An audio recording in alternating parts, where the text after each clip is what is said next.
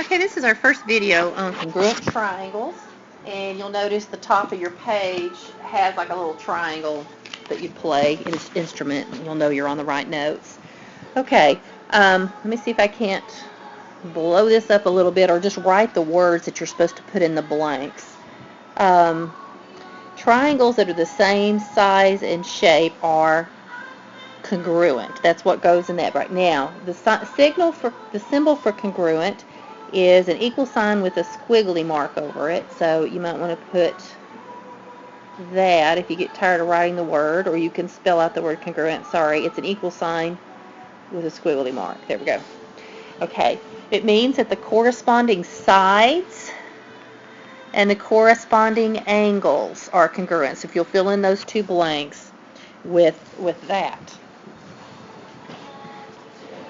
Okay, so in this diagram here, we know that triangle ABC is congruent to triangle. Okay, now here's the deal. We got to match it up. They've turned it kind of sideways. Now, since they said triangle ABC, we have to match the other triangle up, and we match up the letters that go together. And here's what I mean by that. In this triangle, A is a right angle. Well, where's the right angle in the second triangle? It's F. So F is going to go first because A came first over here. All right? Now, if I go from A to B, notice that's the side that's what the letters say here, A to B. That's the side that has two marks on it.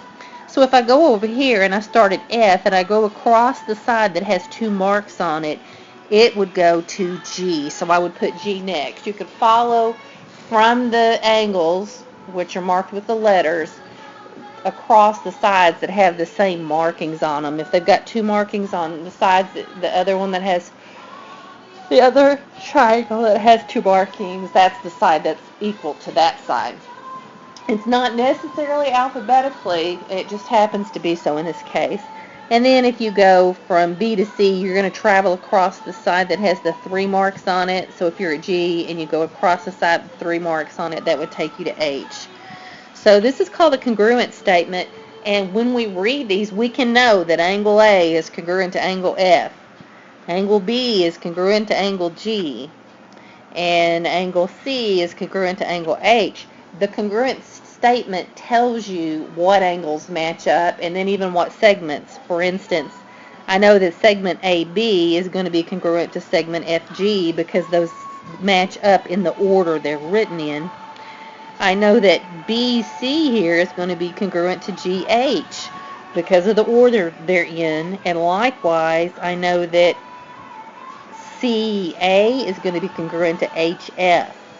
So we can tell a lot just from the congruent statement. It gives us a lot of information.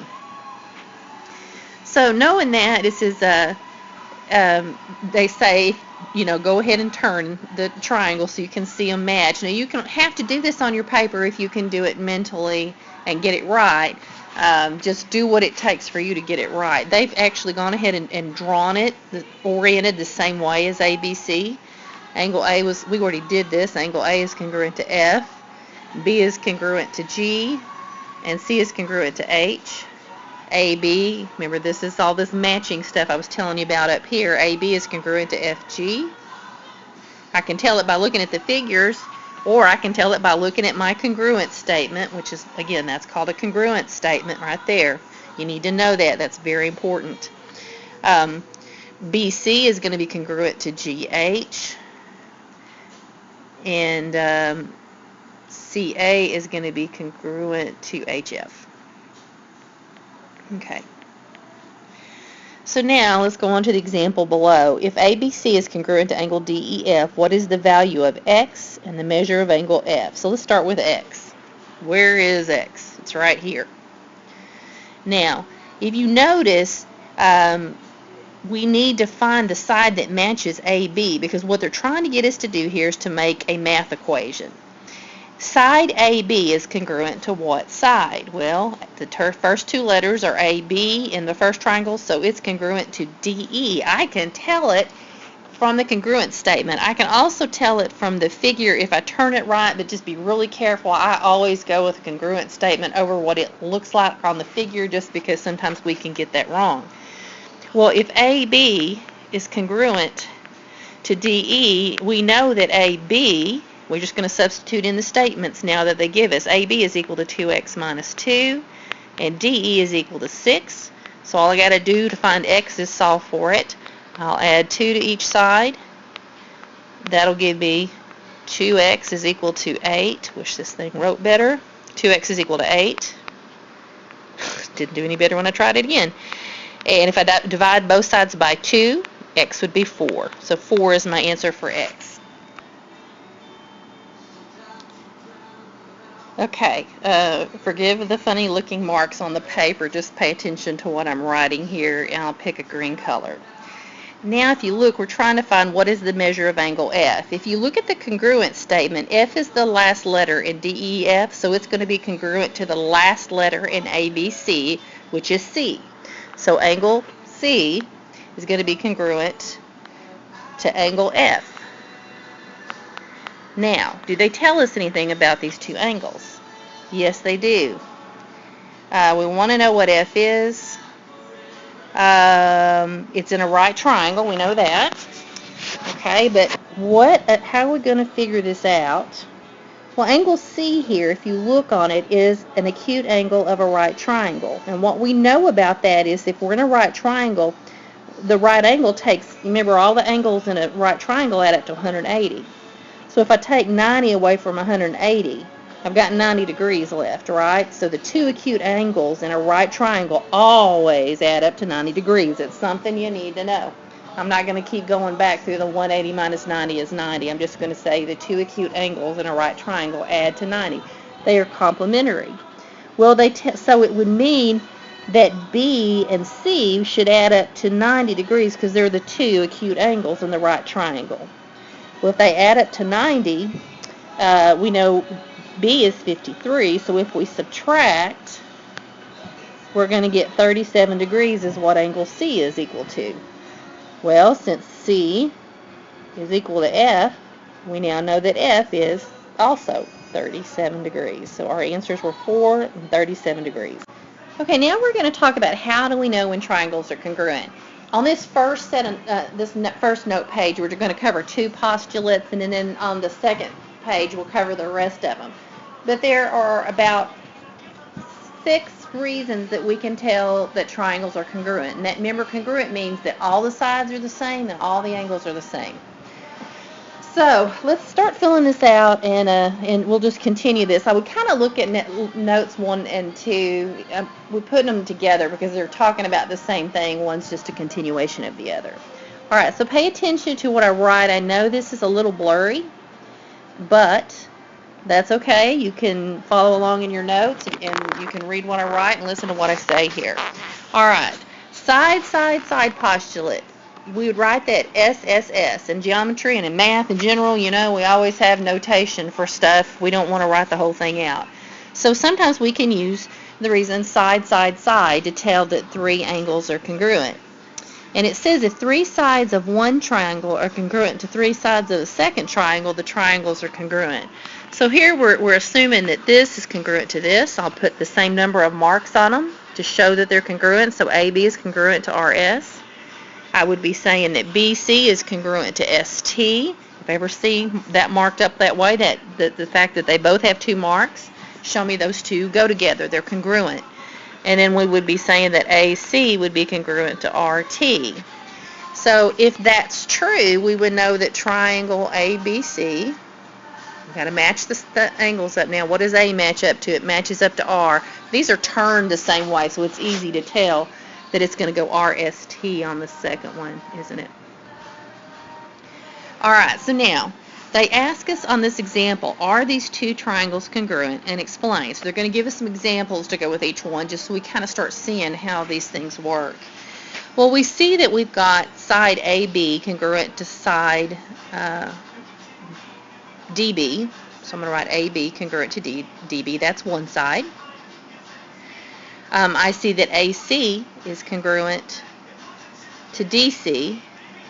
because those are marked equal. But I got to have 3 sides in order to prove this. Do I have it? Well, yes, I do, because look at the third side of those 2 triangles, ABC and DBC. Isn't BC in both triangles? I'll put 3 marks on it. It looks like 3 dots, but consider it to be marks like these other ones. It's so close together, if I try to extend them, it's just going to look like a blob. BC is congruent to itself.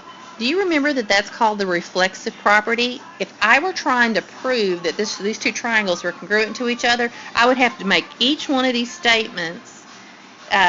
These 2 were given me, but this one I know is true because of the reflexive property. Something's always congruent to itself. That shows up in proofs all the time when triangles share sides like they do here. So since all 3 sides are congruent, they're congruent by side, side, side. Oops, that's not where I meant to put that. This would be side, side, side. That's a blank that's coming up in a minute that we'll fill in for another thing. Okay, now let's look at this other example. Are triangle ABC and CDA congruent? Explain. Okay, well, do they have sides that match up? Well, this side matches this side, so there's one set of sides. If I were writing a proof, I'd have to write, let's see, CD is congruent to, how would that match up? CD is congruent to BA, and that would be given, is the reason I would give for that, because it's marked on the diagram. Then I would say, oh, look, these 2 sides match up. That would be DA is congruent to CB. I know you can't read that, but you can hear what I'm saying, so just not enough room on here to write. And that's also the reason for that would be given if you were doing a 2-column proof. And now look, don't these 2 triangles share that side AC? Well, your last step in your proof would be AC is congruent to AC. What reason would you give for that? If you said reflexive, you're correct. So once I know that that the 3 sides are congruent to each other, I would know that the reason these 2 triangles are congruent to each other would be side, side, side. All right, let's look down at that next blank where I kind of drew a big scribble. It says the angle formed by 2 sides. This is called an included angle. This is let me write it out here. Included